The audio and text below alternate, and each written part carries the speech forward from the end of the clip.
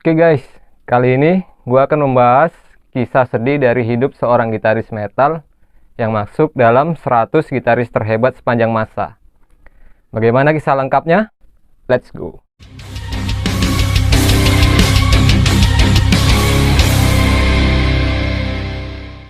Hai guys, welcome back to SD City. Masih bersama gue, Johan.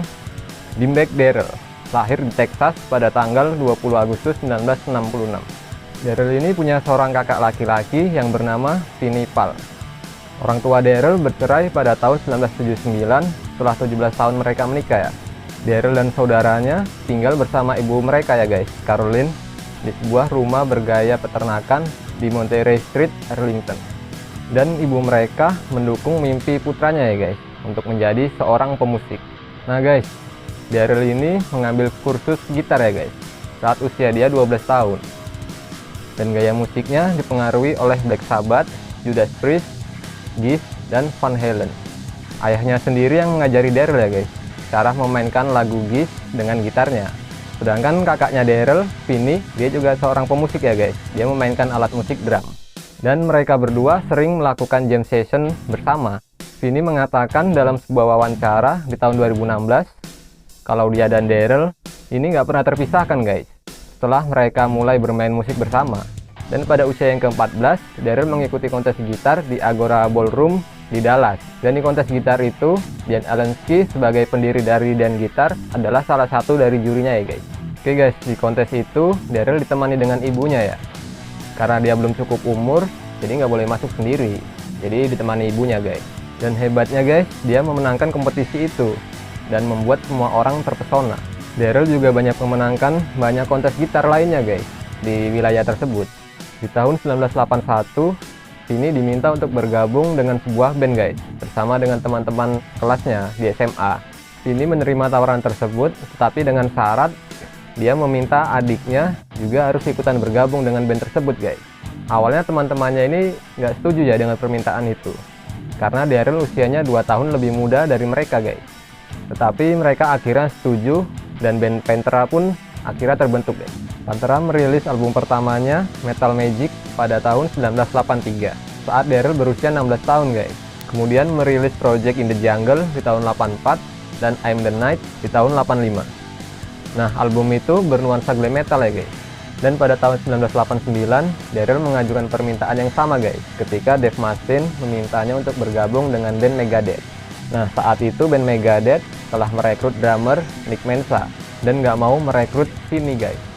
Kemudian Darrell menolak permintaan itu dan memutuskan untuk tetap bergabung dengan Pantera. Album berikutnya yang berjudul Cowboys from Hell yang dirilis pada tanggal 24 Juli 1990 meledak di pasaran guys, mendapatkan sertifikat emas pada tahun 1993 dan penghargaan platinum pada tahun 1997. Dan Pantera memainkan hampir 200 pertunjukan konser guys. Dan di tahun 1992 mereka merilis album lagi yang berjudul Vulgar Display of Power. Nah guys, album ini memulai debutnya di urutan 44 di tangga lagu Billboard dan bertahan di chart selama 79 minggu. Dan pada tahun 2017, album ini menduduki peringkat ke-10 dalam daftar 100 album metal terbaik sepanjang masa versi majalah Rolling Stone. Dan sejak kesuksesan album itu, Darrell mengubah nama panggungnya menjadi Dimebag Darrell. Dia juga mengubah penampilannya dengan memakai janggut guys yang diwarnai, liontin berbentuk pisau cukur, celana pendek kargo, dan kemeja tanpa lengan. Album berikutnya, Far Beyond Driven, dirilis pada tanggal 15 Maret 1994. Dan album ini terjual sebanyak 186.000 kopi dalam minggu pertama untuk debut di Billboard 200. Nah guys, dari situ mulai muncullah keretakan di band saat sang vokalis Anselmo mulai banyak mengonsumsi minuman keras, obat penghilang rasa sakit, dan heroin. Nah, sebenarnya awalnya itu dilakukan untuk mengurangi rasa nyeri punggung guys. Sampai akhirnya terjadi insiden yang mengakibatkan Anselmo mengalami overdosis. Untungnya guys, nyawa Anselmo masih bisa terselamatkan ya. Tetapi insiden itu menciptakan keretakan yang lebih besar guys di dalam band Pantera.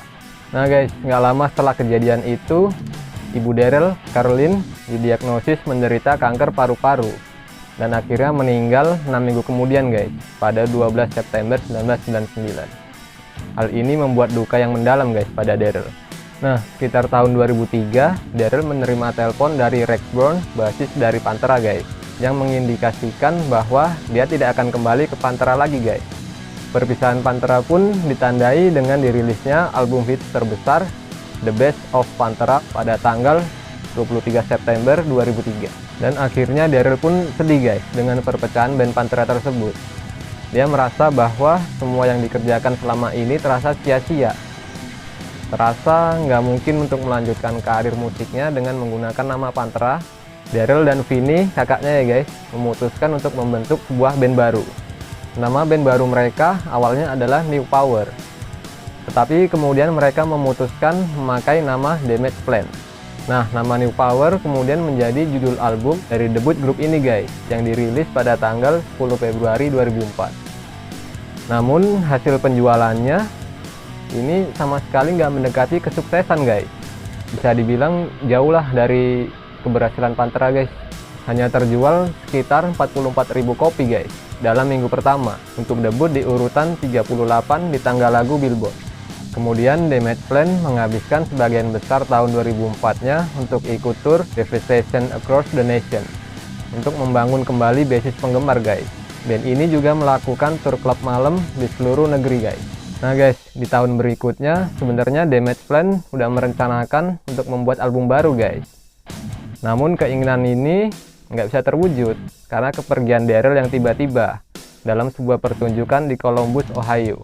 Pada tanggal 8 April 2004, seorang fans bernama Nathan Gale melompat ke atas panggung guys dan menyebabkan kerusakan sebesar $1.800 atau sekitar 25 juta rupiah pada properti panggung dan peralatan lainnya guys. Nah, kerennya di sini guys, Damage Plan memilih untuk tidak mengajukan tuntutan karena mereka tidak ingin ada proses pengadilan.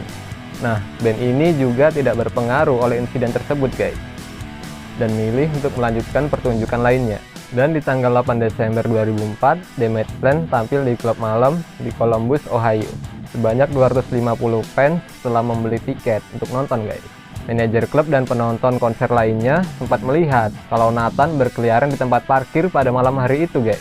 Nah, saat Damage Plan akhirnya naik ke panggung pada pukul 10 malam ya, kerumunan telah bertambah menjadi sekitar 400 orang guys.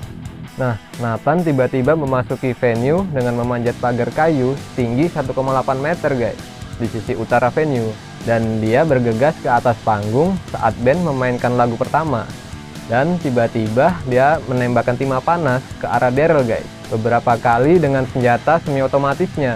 Dia melakukan itu dari jarak dekat guys sebanyak 4 kali ke arah pipi kanan, telinga kiri, bagian belakang kepala, dan tangan kanan Daryl guys.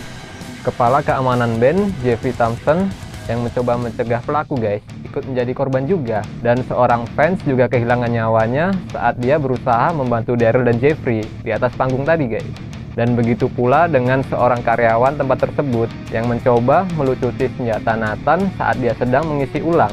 Dan 3 orang lainnya pun ikutan terluka guys, sebelum petugas masuk ke klub dan akhirnya membidik Nathan sekali guys di kepala. Dan akhirnya Nathan pun tewas guys.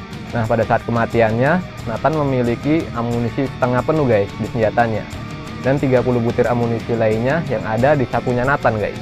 Nah, para fans memindahkan Daryl dari panggung dan mencoba melakukan resusitasi jantung dan paru sampai para medis tiba di tempat kejadian guys, dimana dia dinyatakan meninggal pada usia 38 tahun. Penyebab penembakan belum diketahui guys, tapi Nathan ini sebenarnya adalah fans berat dari Pantera guys, dan menjadi terobsesi dengan Pantera sejak dia masih sekolah guys, di SMA ya. Dan Nathan tetap menjadi fans berat Pantera guys, bahkan setelah perpisahan Pantera pada tahun 2003. Nah guys, Nathan ini sebenarnya adalah seorang mantan anggota dari Korps Marinir Amerika Serikat ya guys. Awal dia bergabung dengan Marinir, ibunya menjadi sangat bangga dan memberikan hadiah berupa senjata api yang akhirnya dia gunakan untuk menembakkan Daryl tadi guys. Dan kurang dari setengah periode wajib militer 4 tahunnya, dia dilepaskan dari jabatannya karena terkena penyakit schizophrenia paranoid. Dan dia kembali menerima pengobatannya, tetapi dia menolak perawatan tambahan setelah kembali ke rumah guys.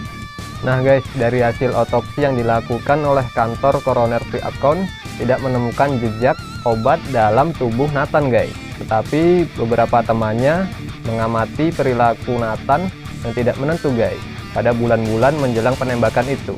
Nah, perilakunya seperti berbicara dan tertawa sendiri atau berpura-pura memegang anjing imajiner, dan mereka memutuskan akhirnya untuk menjauh dari Nathan guys. Nah, beberapa media mengklaim kalau Nathan marah kepada Daryl guys karena pembubaran Pantera. Dan ada rumor juga yang mengklaim kalau Nathan mempunyai khayalan bahwa Pantera telah menjiplak liriknya dan berusaha untuk mencuri identitasnya guys. Ribuan fans menghadiri pemakamannya dan banyak artis besar yang datang guys. Daryl dimakamkan bersama dengan ibunya guys, Carlin, di pemakaman Memorial Garden di Arlington, Texas.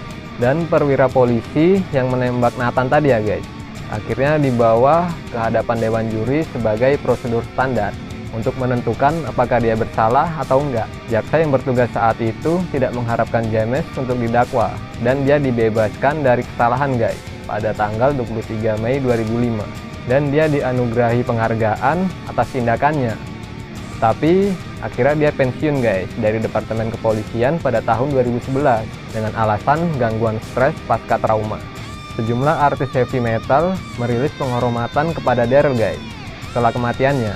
Sementara yang lain mendorong peningkatan keamanan di konser untuk mencegah insiden serupa terjadi lagi. Vinny menyatakan ketidaksukaannya guys kepada vokalis Pantera ya guys, Anselmo, karena dianggap berperan dalam penembakan itu. Dan dia tetap menjaga jarak dari anggota band lainnya hingga kematiannya pada tahun 2018. Dan fakta bahwa penembakan itu terjadi tepat 24 tahun setelah pembunuhan John Lennon juga dianggap sebagai sebuah kebetulan. Dan setelah kematian Vinny pada tahun 2018, dia dimakamkan di sebelah Carlin dan Daryl.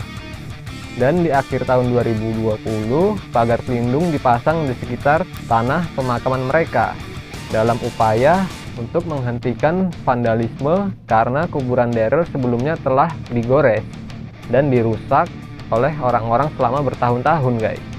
Nah guys, itulah tadi kisah tragis dari Dimebag Darrell, salah satu gitaris terhebat panjang masa ya guys, dan sangat disayangkan harus mati dengan tragis seperti itu guys.